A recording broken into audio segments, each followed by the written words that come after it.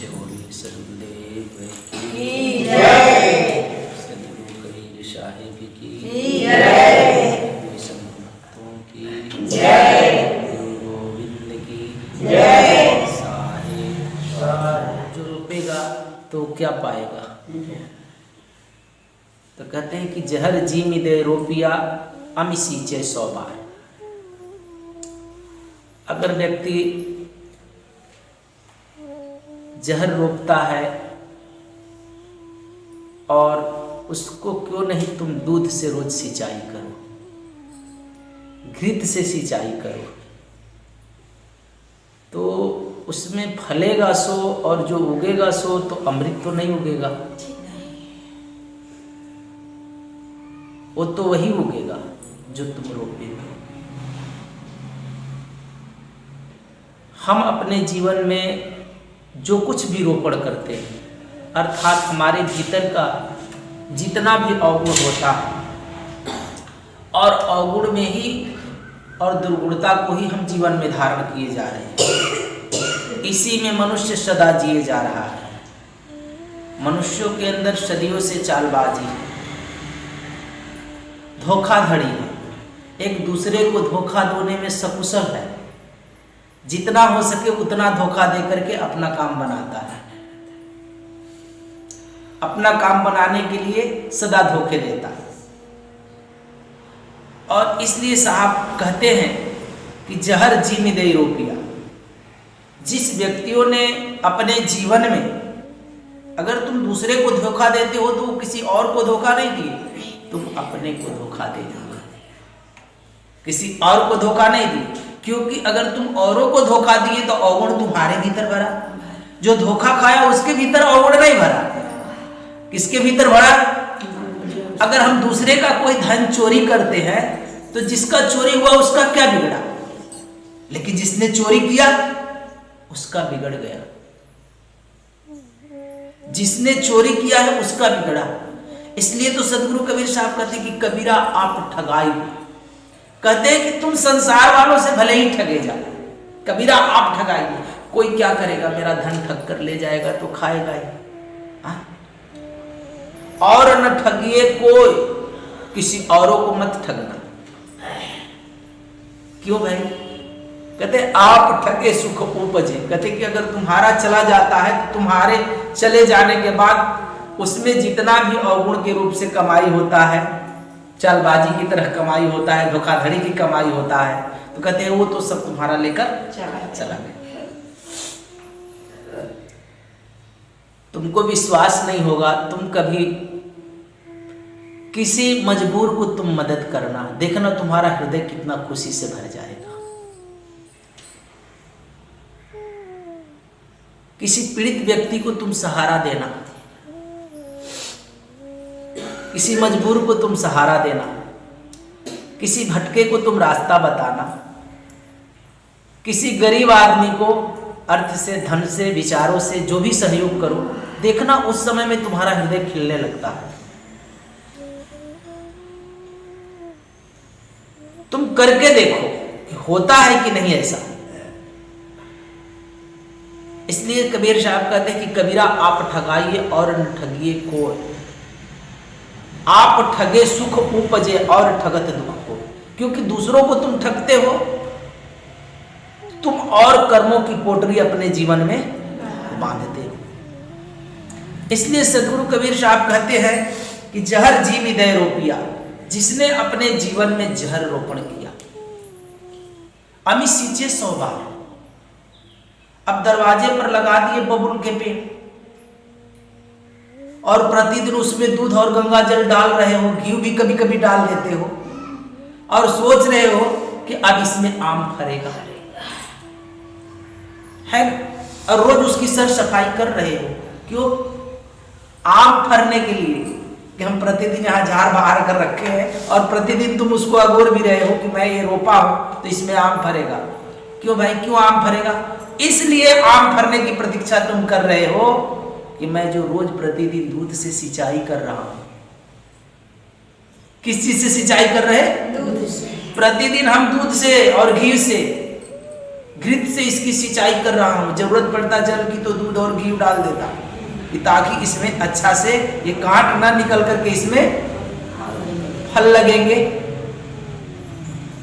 और प्रतिदिन तुम सींचे जा रहे हो, तुम भी प्रतिदिन सत्संग में आते हो, प्रतिदिन कथा सुनते हो, प्रतिदिन सत्संग सुनते हो, हमेशा पूजा याचना व्रत उपासना करते हो, ध्यान सुमिरण भी करते हो प्रतिदिन। लेकिन भीतर में तुमने जो बीज रोपा है, जो वासनाओं का बीज रोपा है, जो काम क्रोध का बीज रोपा है, वासनाओं मतलब कि संसारिक वासना। वासना कई प्रकार की होती है, धन की वासना, पद की वासना है ना, पुत्र पुत्रादि की वासना, काम धंधे की वासना। मैं ये नहीं कह रहा कि काम धंधा छोड़ देना चाहिए। अकर्मी का मतलब काम धंधा छोड़ना नहीं। अभी पढ़ रहे थे कि छूट गए कसमज कर्मज लेखा। जो तुमने कसम ठाना है कि मुझे 10 ही बजे रोज का दुकान खोलना है, अब ऐसा कसम नहीं, ऐसा कसम छूट जाता है। हुआ तो भी ठीक, नहीं हुआ तो भी ठीक, करना तो है, लेकिन अब मैं उस कर्मों में बंधता नहीं। इसलिए साहब कहते कि छूट गए कसमज कर्मज लेखा। जो कसम खाया कि प्रतिदिन यही काम, प्रतिदिन ऐसा करना, जो अपने को नियम में बांध लिए हो, ये होना ही चाहिए, ये जो तुम्हारे दिमाग में चलते रहते हैं, करना है। सुबह उठोगे, खाना नहीं बनाओगे तो कैसे खाओगे? एक कर्म देखते हो, पक्षी कर्म नहीं करते लेकिन फिर भी करते रहते हैं, अपना घोंसला बनाते हैं, उजाड़ते हैं, उनसे कुछ लेना देना नहीं, चहचहाते हैं, आपस में बातें करते हैं, नदियां बहती हैं, लेकिन वो कर्म नहीं करते, कर रही है लेकिन फिर भी उसका कोई आयोजन नहीं है उस कर्म का। वृक्ष बड़े हो रहे हैं लेकिन उनका कोई आयोजन नहीं, कब तक बढ़ना है, क्यों बढ़ना है, जल्दी बढ़ जाऊं, ऐसा कुछ नहीं है उसके भीतर आयोजन।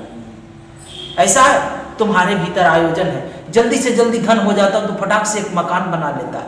तुम्हारे भीतर आयोजन है कि जल्दी से जल्दी धन इकट्ठा कर लेता तो कहीं जगह जमीन ले लेता, जल्दी से जल्दी धन इकट्ठा हो जाता, तुम्हारे पास आयोजन है। तुम इस आयोजन को अपने भीतर बांधे हो, तुमने कर्मों में, इसे कहते हैं साहब कि एक कर्म में लपटे हुए लोग हैं। लेकिन नदी बह रही, वो भी तो कर्म कर रही है, लेकिन बहा ना बहा, सूख गया, कोई भी बात नहीं, बह रहा है, उसका कोई आयोजन नहीं है, बस धारा बह रही है, जहां नीचा पाया उधर बह गया, जहां तेरी मर्जी तू जहां ले गया वहां चल दिया। कर्म छोड़ने का मतलब यह नहीं होता कि चद्दर तान करके दिन भर सोए हैं, इसका मतलब यह नहीं होता 24 घंटा।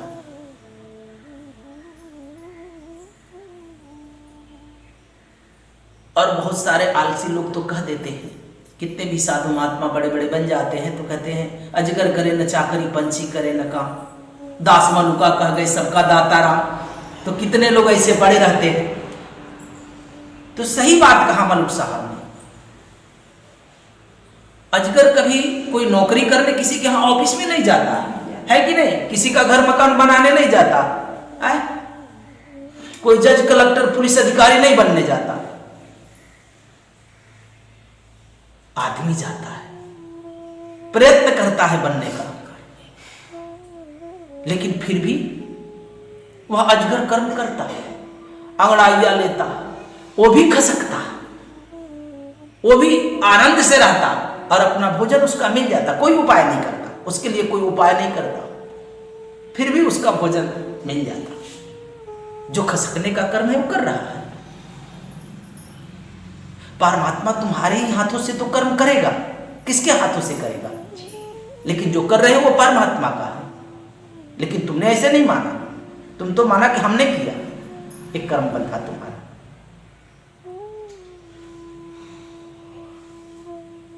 तो हम अपने भीतर कर्मों को बांधे हैं, जहर रोपण किए हैं, वासनाओं का, भावनाओं का, और तमाम प्रकार के पूजन याचना भी करते हैं।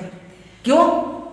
क्योंकि कुछ अच्छा हो, अच्छा फल लगे, और दोनों तरफ से फल लगता। पाप आदि कर्म करता तो देखते हो पाप कर्म का फल लगता, पुण्य आदि करता तो वो भी फल लगता। भोगता दोनों तरफ से है। बहुत बार कथा सुनते कि एक पक्षी है तो कोई लोहे के पिंजड़े में बंद है, कोई सोने के पिंजड़े में।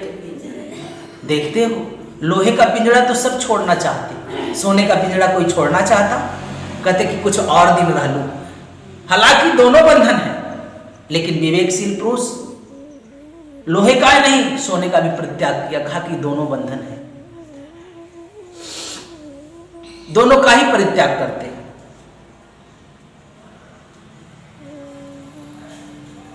तो हमारे जीवन में जो हम कर्म यानी जो कर्मों के बीज रोपण है, इसको भीतर से जड़ से मैंने नहीं उखाड़ा,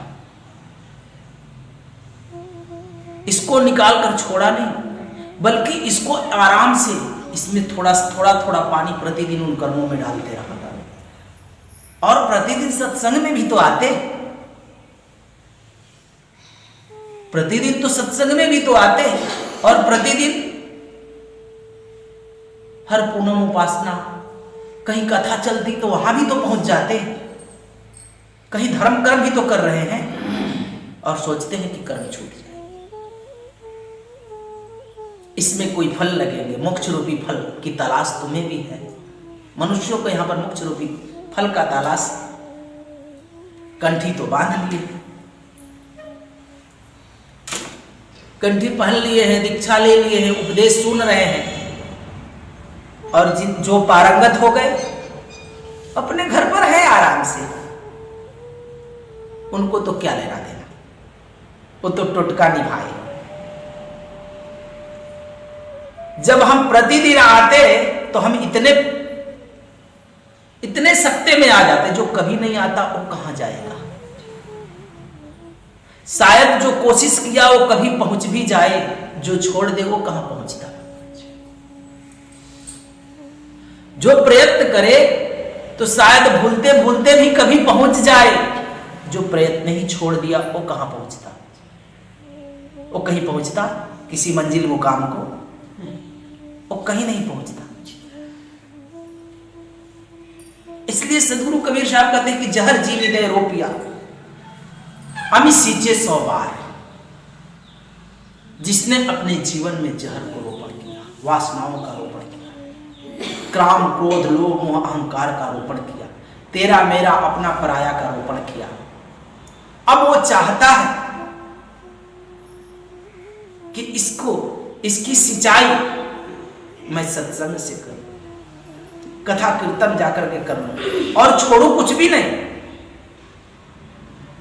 इसको अंदर से ना निकालो, बल्कि इसको पनपाने की प्रतिदिन प्रयत्न करता है।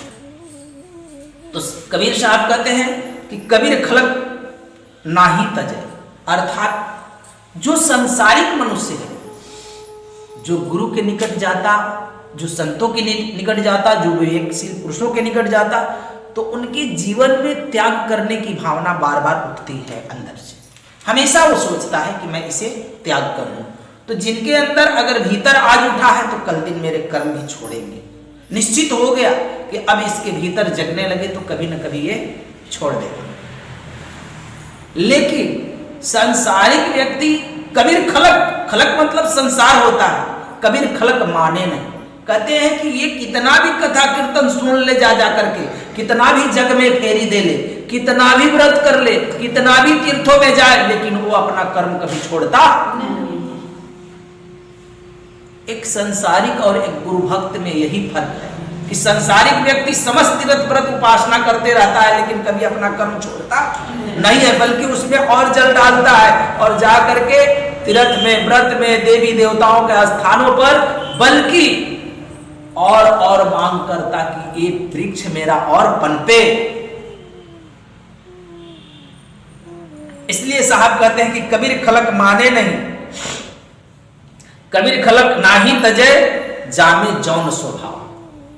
जिसका जैसा स्वभाव है, अंदर में जैसा स्वभाव पड़ा है, तो तुम कितना भी सिंचाई करो, कितना भी कथा सुनो, कितना भी कीर्तन करो, वो स्वभाव तुम्हारा अंदर से जाता नहीं। इसलिए हमें अपने स्वभाव को बदलना चाहिए, और हम तो कभी स्वभाव बदलना नहीं चाहते। स्वभाव मतलब तुम्हारी आदत। देखते हो, मन आदत पकड़ लेता, और जो आदत पकड़ लेता तो तुम्हें समय हो गया तो खाना भी मांगेगा कि इतना समय हो गया, ठीक उसी समय में तुम्हें भूख लगेगा। जब झपकी लेते हो तो उसी समय में तुम्हें झपकी भी आएगी। और कितने को तो आदत पकड़ लेता है शराब पीने की, और शराब पी करके पता नहीं उल्टी सीधी कितने काम कर जाते हैं, और फिर आराम से कहते हैं कि मैंने नहीं किया, वो तो शराब ने कर दिया, पी लिया था। एक गांव का व्यक्ति शराबी था, शराब खूब पी लिया, और शराब पी करके एक व्यक्ति को बहुत मार दिया। वो थाने में पकड़ कर गया और जज के सामने पेश किया गया। उसको पूछा गया कि क्यों भाई, तुमने गुनाह किया? कहा कि हुजूर, मैंने गुनाह कोई नहीं किया, सारी गुनाह शराब की थी। मैं तो उस बेचारे को कभी बोलता भी नहीं, इतना सीधा साधा आदमी है वो। मैं पिटा नहीं उसको, मैंने नहीं मारा, शराब ने, सबने शराब ही मारा उसको। तुम भी ऐसा ही कहते हो।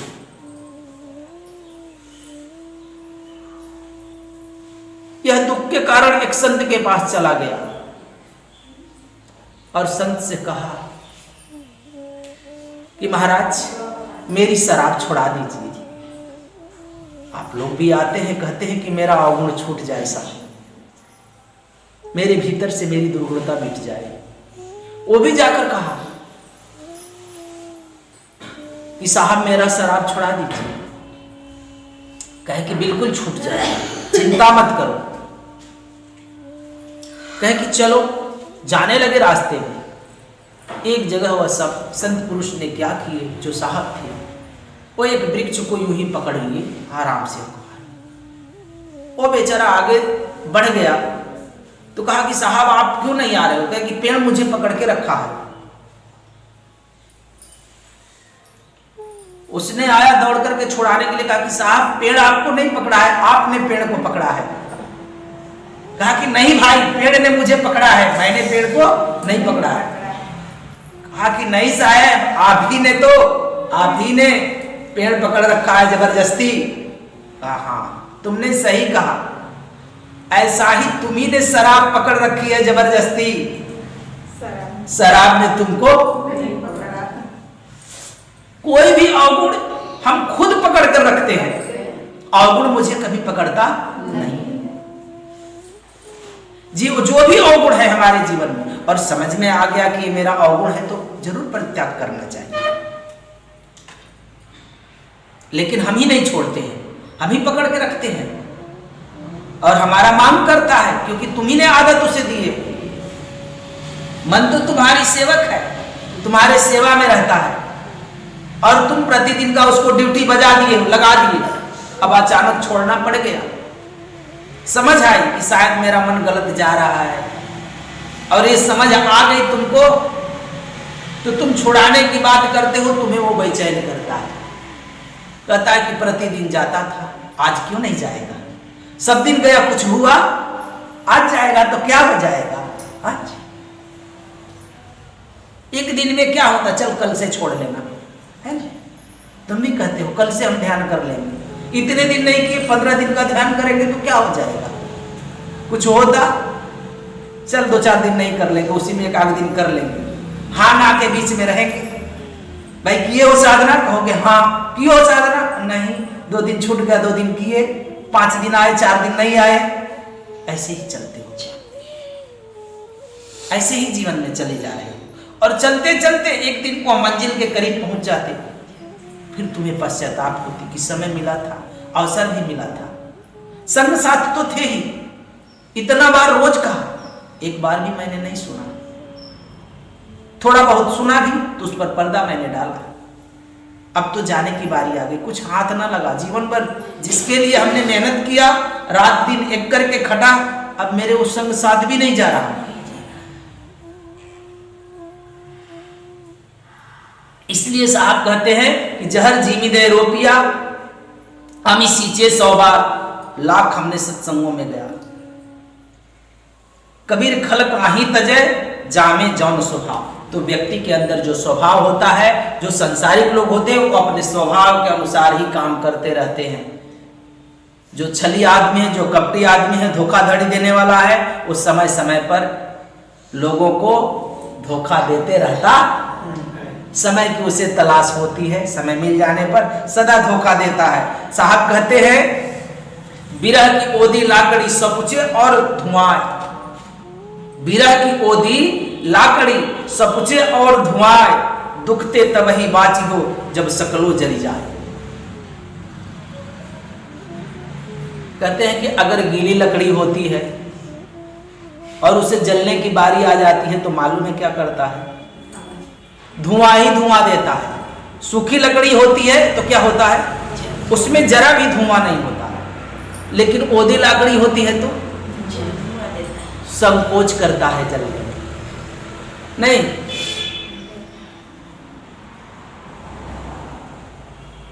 संकोच करता है ना, वो जल नहीं पाता है, पानी चुआता है, राग आता है, उसे दुख महसूस होता है। जो व्यक्ति अपने जीवन में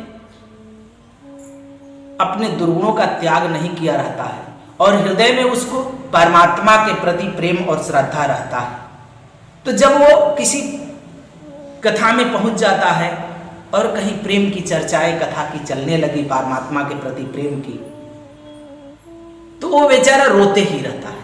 उसके आंखों से आंसू आता है, उसके भीतर विरह पैदा होता है परमात्मा को प्राप्त करने की। लेकिन उसके भीतर से जो त्याग नहीं रहता है, इसके कारण वो रोता है। उसके भीतर राग होता है, राग के कारण रोता है, उसका मिटता नहीं अंदर से, इसलिए वो गुहार करता है। इसलिए साहब कहते हैं कि जैसे ये ओदी लाकड़ी होती है तो सब कुछ यानी संकोच करता कि मेरा क्या होगा, मेरे जीवन के जो अवगुण है इसके बारे में क्या होगा, उसके दरबार पहुंचूंगा तो मेरा क्या होगा, इसलिए वो रोता है। साहब इसलिए कहते हैं कि बिरह की ओदी लाकड़ी, ओदी मतलब कच्ची है, अभी सूखी नहीं है, अभी पक्का नहीं हुआ। 2 दिन ध्यान किया, थोड़ा सा प्रकाश दिखाई पड़ा, लेकिन पाया नहीं, फिर उतर गया। अब यूं ही फूले फूले फिर रहा था कि मैं भी तो लकड़ी हूं, जल जाऊंगा, मैं भी तो ऐसे ही मनुष्य श्रेष्ठ जाति में हूं। श्रेष्ठता का दावेदार होते हो, लेकिन तुम श्रेष्ठ कभी बनते नहीं।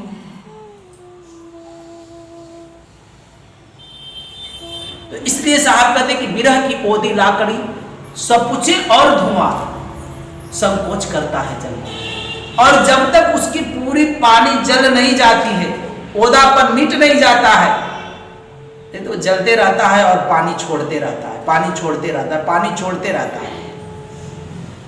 लेकिन जब वो भी एग्री हो जाता है कि नहीं मुझे जलना ही है, राजी रहता है कि मुझे जलना है, तो एक समय ऐसा आता है कि पानी चूते चूते उसका पानी सूख जाता है और सूखने के बाद वो धीरे धीरे जल जाता है। अगर जो लकड़ी जल नहीं पाता है तो उसे दोबारा जलना पड़ता है, वो कोयला ही बन के रह जाता, देखते हो, फिर वापिस अग्नि में उसे जाकर के जलना पड़ता है।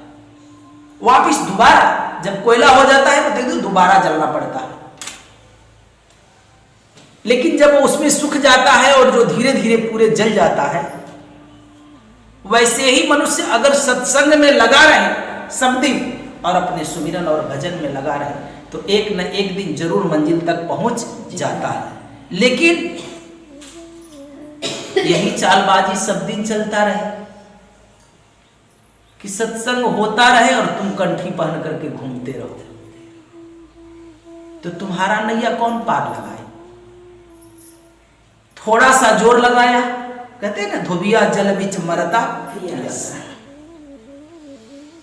एक रति के जोर लगाए छोड़ दिए भर मासा। थोड़ी सी जोर लगाया कि कंठी ले लिए, हम भी गुरु भक्त हो गए, लगाए भीड़, 5 दिन के बाद ना पत्ता हो गए।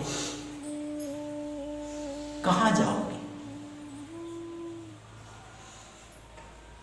बिना परमात्मा का सुमिरण किए हुए कोई भी जीव का इस भूधरातल पर उद्धार नहीं। चाहे अब करो और चाहे करोड़ों वर्षों के बाद करो, यह जन्म में कर लो चाहे लाखों बार जन्म लेकर करना जरूर पड़ेगा। बिना किए कोई उपाय नहीं उस परमात्मा के द्वार में प्रवेश करने का, कोई ही उपाय नहीं है। चाहे तुम आज कर लो और चाहे करोड़ों वर्ष के बाद करना, लेकिन करना पड़ेगा।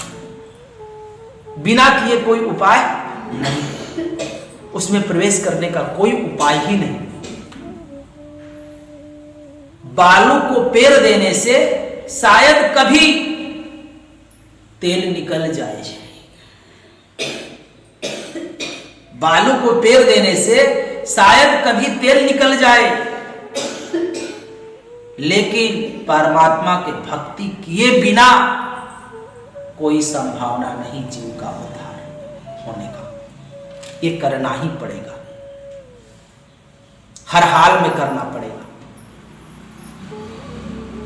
देखते हो कभी निकल जाए, ऐसे बालू से तेल निकलता नहीं है, लेकिन शायद जैसे पहले आज से 20 साल पहले जानते थे कि बरान से तेल निकलता है, तो शायद कोई और टेक्निक आ जाए कि बालू से भी तेल निकाल ले, पानी से भी तेल निकाल ले, पानी से तो निकलता भी है। लेकिन परमात्मा के भक्ति किए बिना कोई उपाय नहीं है जीव का उद्धार का। तो साहब कहते हैं कि विरह की ओदी लाकड़ी सपुचे और धुआं। तो जो व्यक्ति के अंदर विरह जगता है, चला गया कथा में कीर्तन में, हम भी थोड़ा जाकर के सुमिरन कर ले परमात्मा का, है ना, हम भी थोड़ा कथा में पहुंचे, और कथा में पहुंच भी जाता। और जब प्रेम की चर्चा चलती है, जब उसे अपनी अवगुणों का ख्याल आता है कि मैं अभी पक्का हुआ, तो वो भी आंसू बहाता है, वो भी रोता है। हम बहुतों को देखे हैं, कृष्ण कथा सुनता है तो रोता है, राम कथा सुनता है तो रोता है, सीता हरण हो गई, कितना तो यहाँ पर सीता हरण हो गया, वो तो रोता होगा कि सीता जी के। अब ऐसे ही प्रेम कथा सुन रहा, रोता है। अगर वास्तविक कथा सुने अगर रोए तो शायद कुछ कट जाए। अब सीता जी हरण हो रहा है, अभी आजकल सीता हरण नहीं हो रहा, पहले होता था सीता हरण, आजकल सीता हरण नहीं हो रहा। सीता खुद रावण के संग जाने के लिए तैयार है। हाँ, आजकल सीता हरण नहीं होता, आजकल तो सीता रावण के संग जाने के लिए तैयार है। आज की सीता कहती है राम के साथ कौन रहेगा, रावण के साथ तो सब कुछ ऐश्वर्य था, इसके साथ जंगल में कौन बन बन भटकेगा। रावण सिद्ध पुरुष, प्रतिभाशाली पुरुष, विवेकी पुरुष, उसके यहां सारी व्यवस्थाएं, उसके पास पुष्पक विमान। हाँ, रावण घोर तपस्वी, महान ज्ञानी, महान पंडित, और राम जो दूसरे के कहे पर अपने पत्नी को घर से निकाल दे, राम के साथ कौन जाए। दूसरे के कहे पर, धोबी के कहे पर घर से निकाल दिया, गौवा वाले के कहे पर पत्नी को घर से निकाल दिया। ऐसे राम के संग कौन रहेगा, ऐसे कृष्ण के साथ कौन रहेगा। घर में पत्नी है और 10-15 और पकड़ कर ला दिया, ऐसे के साथ कौन रहेगा। रहेगा कोई स्त्री राजी होगी। रावण भला आदमी था।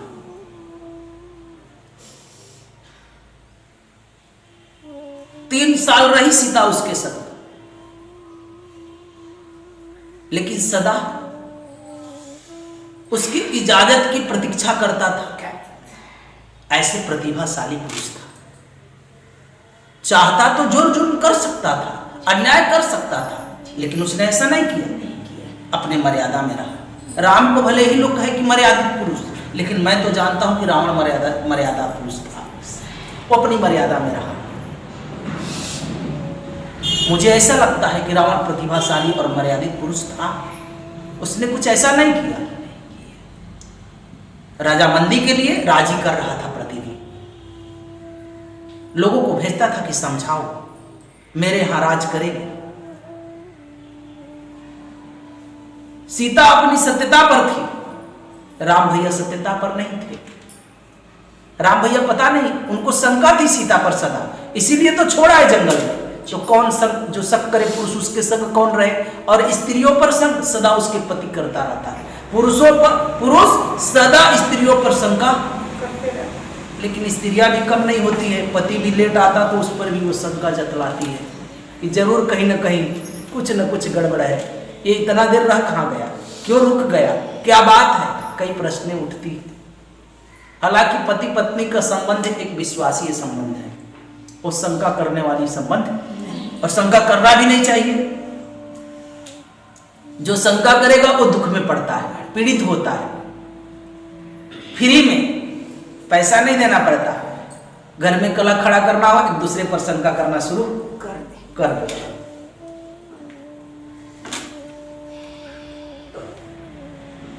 तो आज की सीता रावण को खोजती है, राम को, कृष्ण को नहीं, कंस को। जहां सारा सुख सुविधा विद्यमान हो, जहां हमसे सब लोग डरे, भय खाए, ऐसे जगह पर मैं जाऊं। और सही भी बात है, जहां हमारी रक्षा हो सके, जहां हमारी रक्षा हो सके। ऐसा स्त्रियों को भी किसी की रक्षा की जरूरत नहीं पड़नी चाहिए। कर बहिया बले अपनी रक्षा स्वयं करना चाहिए। तो इसलिए साहब कहते हैं कि बिरह की ओदी लाकड़ी सपुचे और धुआं, दुखते तब ही बाचियो जब सकलो जरी जाए, जब समस्त वासनाएं मेरे भीतर से मिट जाए, सब कुछ चाहत मेरे अंदर से चला जाए, तभी मेरा उसका दर्शन हो सकता है।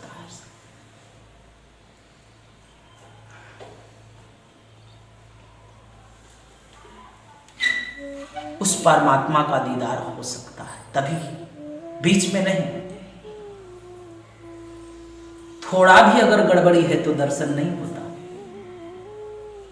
अभी गाया ना कि छूट गए कसमज, जो कसम खाए, कर्मज, कर्मों की लेखा जोखा, छूट गए कसमज कर्मज लेखा, यही नैनन साहब को देखा। पहले नहीं, जब हमारा कर्मज और कसमज छूट गया, तब मैंने उस परमात्मा का दर्शन किया। धनी धनदास साहब कहते कि छूट गए कसमज कर्मज लेखा, यही नैनन साहब को देखा। और साहब कहते हैं कि जो तू साचा बानिया, साची हाट लगाए, उन गुरुओं को, उन संतों को, उन महात्माओं को, उन विवेकी पुरुषों को कहते हैं कि जो तू साचा बानिया, जो तू सत्य का सौदा देने इस संसार में चला है। यहां तो डंडी पसंगा चलता है, यहां कथा कीर्तने चलती है, कुछ लेन देन का व्यवहार चलता है, पूजा करा दिए दक्षिणा चाहिए, है ना, कथा करा दिए दक्षिणा चाहिए, यहां तो लेन देन चल रहा। लेकिन साहब कहते कि जो तू साचा बानिया साची हाट लगा, अगर तू सच्चा बनिया है, सच्चा व्यापारी है, सत्य का सौदा देने वाला है, तो सत्य का ही तू हाट लगाना। यहां तो सभी देवी देवताओं का नाम मंत्र दिया जा रहा है, सत्य उपदेश तो मिल ही नहीं रहा। कहते साची हाट लगा। अगर तुम सच्चे हो और सच्चे पथ पर पथिक बन रहे हो, सच्चा व्यापारी बनना चाहते हो, परमात्मा का तुम सौदा करना चाहते हो, तो अंदर की काम क्रोध लोभ मोह मिटना चाहिए। ठीक तरह से अपने मन पर तौलो।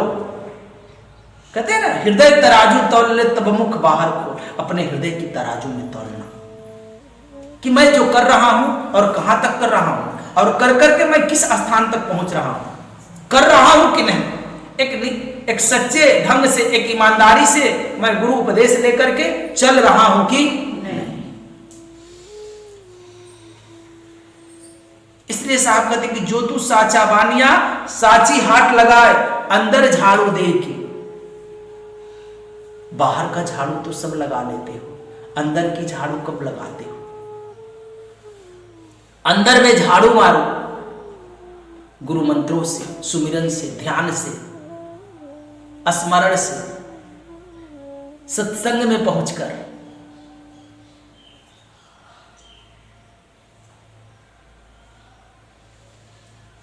क्योंकि हमारा झाड़ बहार से हमारे भीतर का प्रमाद मिटता है, आलस्य मिटता है, हमारे भीतर स्वच्छता बनी रहती है। इसलिए साहब कहते कि अंदर झाड़ू दे के बाहर कूड़ा बहा, अंदर की गंदगी तुम बाहर निकालो।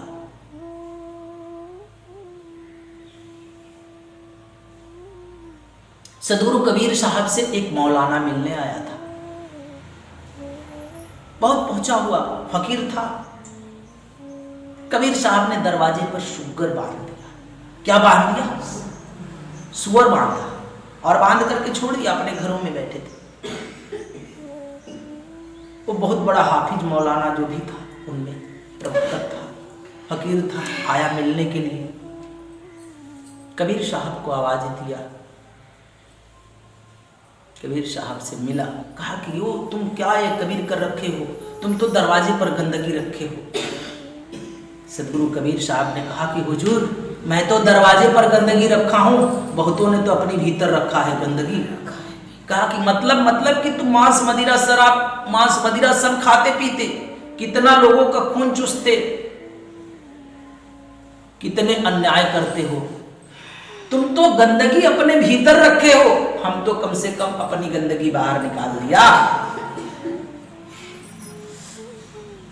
तो हमने हमारे अंदर की गंदगी बाहर निकालनी चाहिए, और जब तक हमारे भीतर की गंदगी नहीं निकलती है तब तक अंदर में प्रवेश करने की कोशिश तुम्हारी कामयाब नहीं होगी। इसलिए हमें उस परमात्मा से अगर मिलन करना है, अपने जीवन का उद्धार करना है, तो मुझे अपने अवगुणों को दिन प्रतिदिन धीरे धीरे इसे मिटाना चाहिए।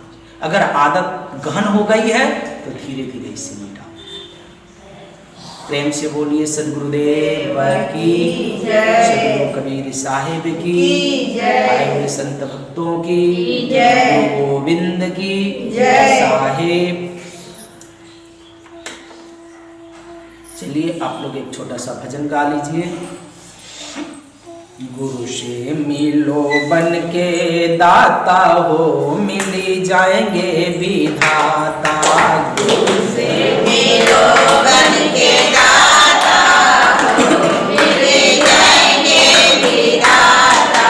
गुरु से मिलो बन के दाता हो, मिली जाएंगे विधाता।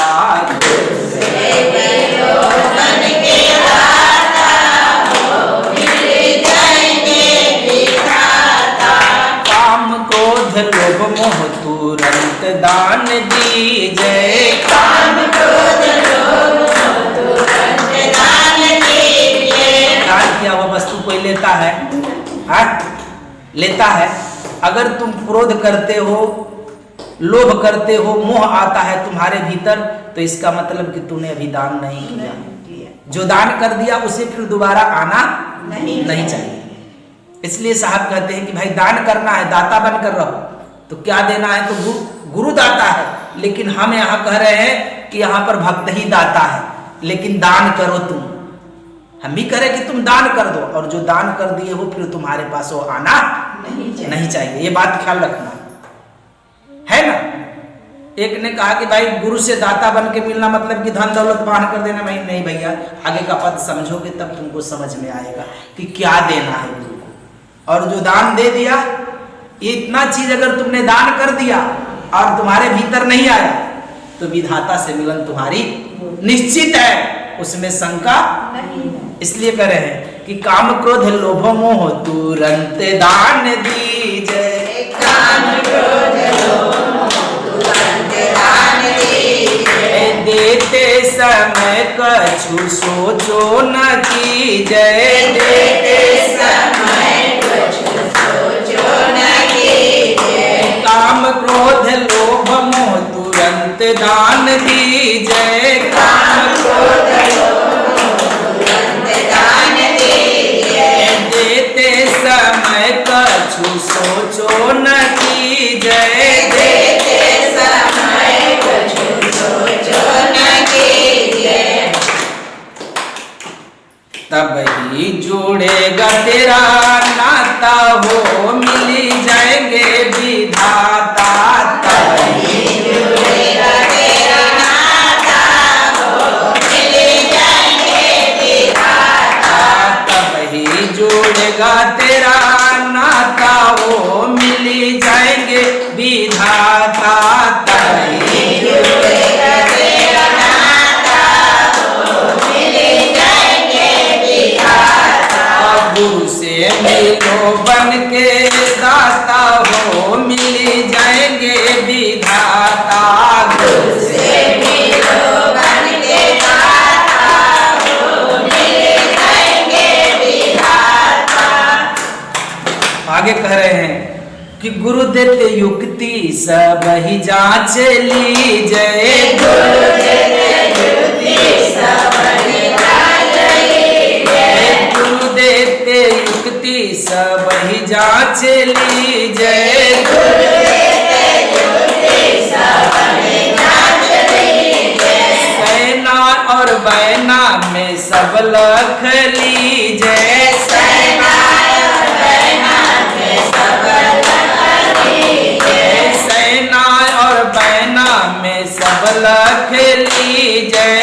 सेना और बैना में सब लख लीजिए।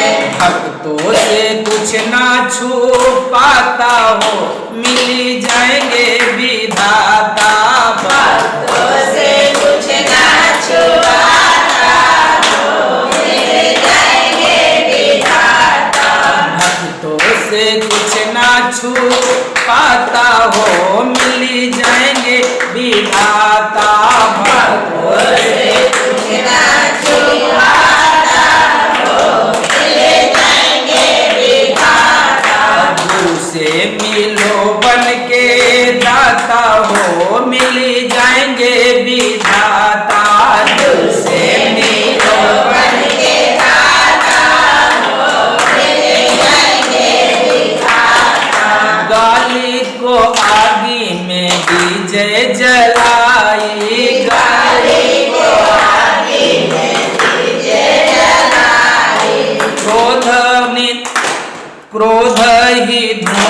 क्रोध ही जल निंदा धुआं बाई। क्रोध ही जल निंदा धुआं बाई। गाली को आगी में दीजय जलाई, गाली को आगी में दीजिए जलाई।